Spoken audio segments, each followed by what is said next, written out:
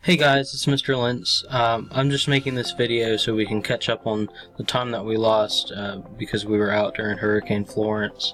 I just want to show you real quick how to create a statement of controlling purpose for your NHD assignment. So the first thing we need to do is go ahead and define a statement of controlling purpose. We've covered this in class already, but because we've been out for 3 weeks, I don't think it hurts having a refresher. So remember, the whole point of a statement of controlling purpose is this is a sentence or a pair of sentences that helps guide your research.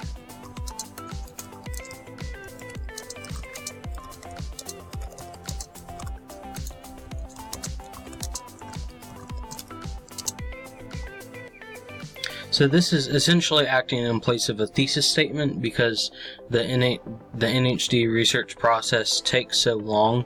If you guys ever get like frustrated or confused about what you're supposed to be doing, the point of the statement of controlling purpose is for you to be able to look back and read on and just kind of remind yourself what you're researching and why you're researching. Okay, so the things that we need to include in our statement of controlling purpose, it's all right here. And I've got this document loaded up in our Google Classroom on that assignment. So you guys will be able to see this. And I'll post this video on here too after I'm done making it. But of course, the first thing we have to include is our National History Day theme. Remember, this year it's Triumph and Tragedy in History. So we've got our Triumph, we've got our Tragedy, and we've got our History. Now what we have to do for each part of those is we have to identify what our Triumph is, and we have to explain it or describe it. And I don't want to use these words more than once. So if I use explain for Triumph, I'm going to use describe for Tragedy. Okay, and because our theme does have to do with triumph and tragedy, and we've talked a lot when we've been looking at the theme paper about multiple perspectives, how one person's triumph can be another's tragedy, the structure for our NHD essay is going to be a cause and effect relationship. Okay, so we also have to establish a cause and effect relationship in our statement of controlling purpose. And just like explain and describe, we're going to use a cause for one and effect on the other.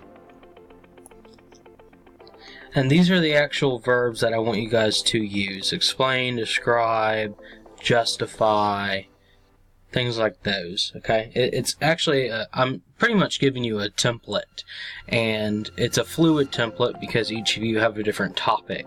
So your sentences are going to be structured about the same, but they may change here and there depending on what your topic is for National History Day. So for the purpose of this video, I've just selected a sample topic for you guys so I can walk you through how to do this. My sample topic is going to be the 1896 earthquake that hit Charleston and other parts of South Carolina. So when I'm looking at the different parts of my statement of control and purpose, remember, each part of my theme, I have to, one, identify my triumph, and identify my tragedy, and identify the historical significance.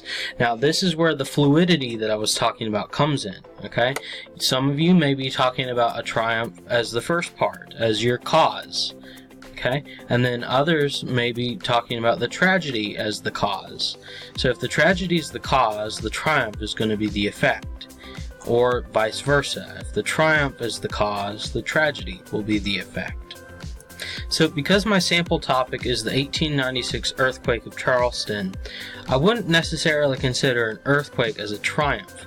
So the first thing that I'm going to be identifying is my tragedy. And my tragedy is very simple, is the 1896 earthquake. Okay.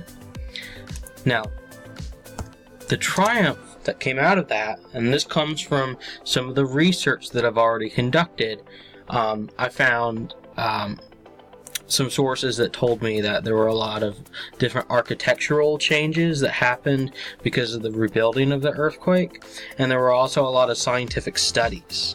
Okay, so to narrow my research and to be more specific, I'm just going to choose one of those. So I'm going to say that the triumph of the 1896 earthquake was the architectural designs that were established after the earthquake was finished.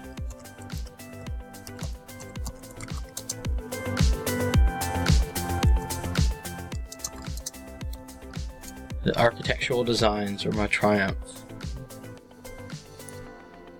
Okay, so after I've identified the triumph and the tragedy of my topic, I can then begin to start writing my statement of controlling purpose.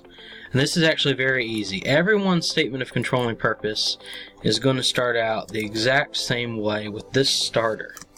The purpose, excuse me, I can't type, of this paper is to. Okay, every statement of controlling purpose is going to start with this phrase. Okay, so after I get that typed in, I need to go ahead and include one of my verbs. Okay, so remember my verbs are explain or describe and justify. Okay, so the purpose of this paper is to explain. Now what am I explaining? Well, I'm going to explain what made the 1896 earthquake of Charleston a tragedy. Okay, because remember, this is the thing that comes first according to my topic. So I'm going to explain what caused. Notice that I'm getting my cause and effect relationship established already. Okay, so I've got my verb, explain, and my essentially what's going to be the structure of my paper established. So the purpose of this paper is to explain what caused the 1896 earthquake to be tragic. And I already have a verb, a text structure, my topic, and part of my theme in here. So it's already like super easy. Once you have your different parts identified, it's just a matter of putting it together in a sentence. Now, since I've established my tragedy, now I need to talk about my triumph. So all I'm going to do is put a comma, because we're doing several things in this paper. So this is just going to be a list. So the purpose of this paper is to, 1, explain what caused the 1896 earthquake to be tragic. And then I'm going to describe, because I've already used explain, I'm going to describe my triumph in this part, which is the architectural designs that occurred after the earthquake happened. So I'm going to describe the architectural triumphs that were an effect of the recovery. No, actually, let's use rebuilding, because we're talking about architecture. Rebuilding effort. Okay, so you can see I've done the exact same thing that I did with my tragedy with my triumph. So I've got my verb, describe, taken care of, boom. Okay, I've identified my topic. So the topic is the 1896 earthquake and the architectural triumphs that followed. Alright, so architectural triumphs and the rebuilding effort are part of my topic. I've tied in the theme, so now I've got triumphs, and I've also got the text structure in there as well. So you see I've got a cause and effect relationship. I've got tragedy, I've got triumph.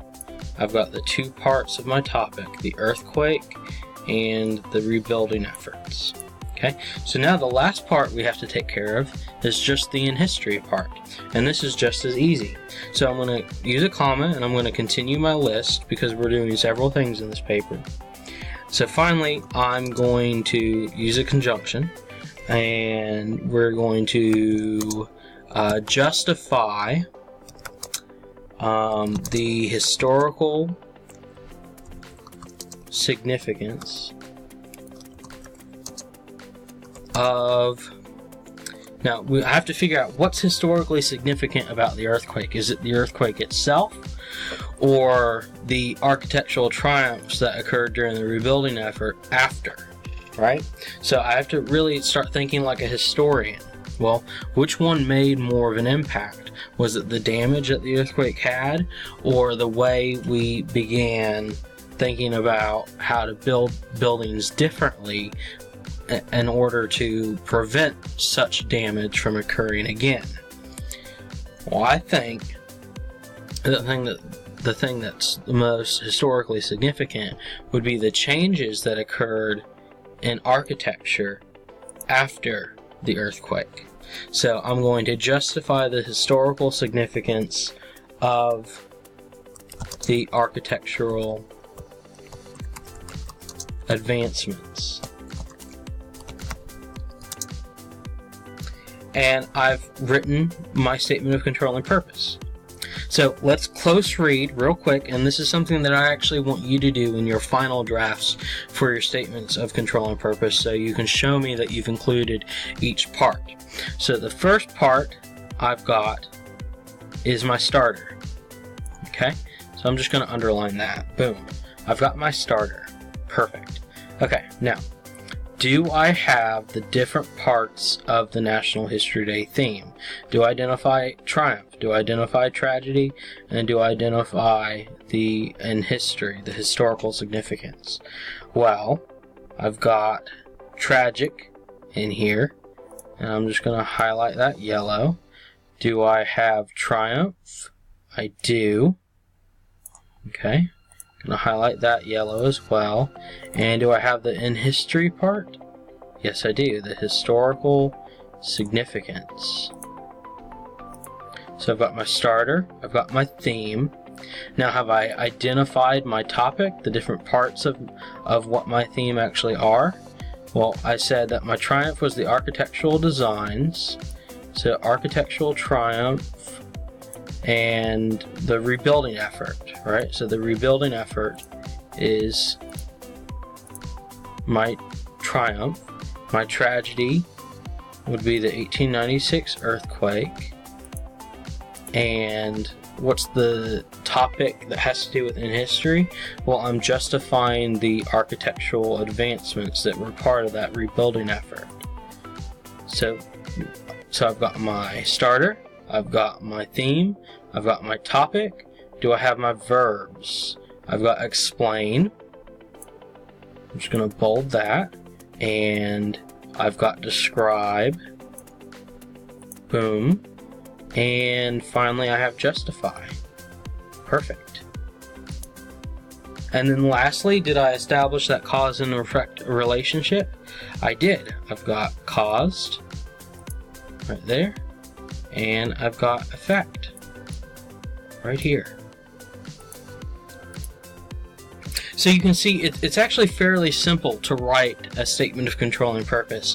It's just a matter of using the formula that I've given you, and then if you need to, just swap in those pieces around depending on what your topic is. So I'm going to go ahead and post this to Google Classroom. Feel free to watch this video over and over again if you need more guidance. Also, please feel free to email me. So if you have internet access and you can go ahead and create a statement of control and purpose, at least a rough draft version of it that looks something like this, and get that turned into Google Classroom, I'd appreciate that. That way we can get kind of caught up since we've lost 3 weeks of class. But again, I'm available via email if you need anything. I believe in you guys. Thank you.